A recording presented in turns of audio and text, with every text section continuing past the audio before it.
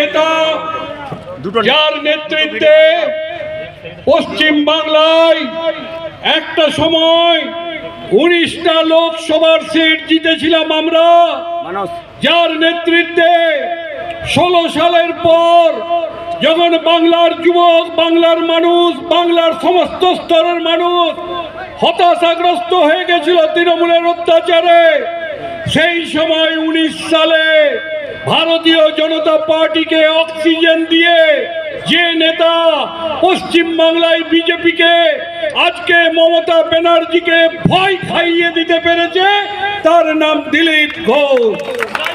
মঞ্চে আছেন আমার দলের সমস্ত স্তরের নেতৃবৃন্দ। আপনারা এই 7 নম্বর অঞ্চল অর্থাৎ মাইতা অঞ্চল এবং তার পার্শ্ববর্তী সব এলাকার মানুষ, শুধু নাগরিকবৃন্দ, এবারে আমরা এমন একটা সময়ে উপস্থিত হয়েছি যখন বাংলায় পরিবর্তন হতে চলেছে। পশ্চিম বাংলার থেকে পাপ, মমতা ব্যানার্জি নামক পাপ বাংলার থেকে ধুয়ে মুছে সাফ হতে চলেছে।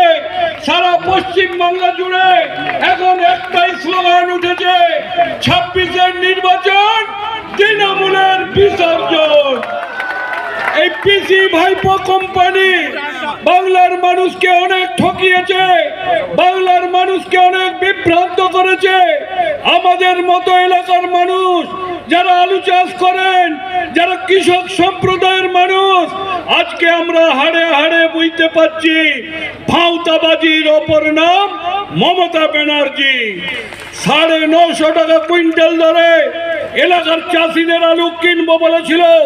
2,40,00,000 বস্তা আলু এই পশ্চিম বাংলার গড়বেতা, বিষ্ণুপুর, কতুলপুর, ঘাটাল, গোয়ালতোড় এই এলাকার থেকে 2,40,00,000 বস্তা আলু 9.5 টাকা কেজি কেনার কথা ছিল।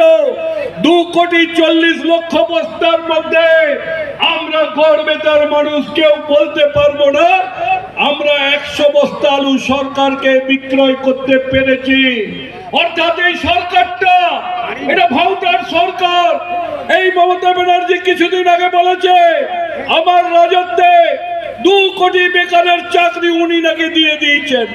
পশ্চিম বাংলায় 465টা ব্লক, যদি 2 কোটি চাকরি উনি দিয়ে থাকেন তাহলে প্রত্যেক ব্লকে 56,000 বেকার ছেলে চাকরি পেয়েছে। আপনার এলাকায় কতজন পেয়েছে একটু ভেবে বলুন। সম্পূর্ণ ভাওতা ভাওতা ভাওতা, তাকে করে দিয়েছি সাপ। আর এইবারে পশ্চিম বাংলায় দূর করব মমতা ব্যানার্জি নামক পাপ, দিল্লি থেকে ব্যানার্জি নামক পাপ।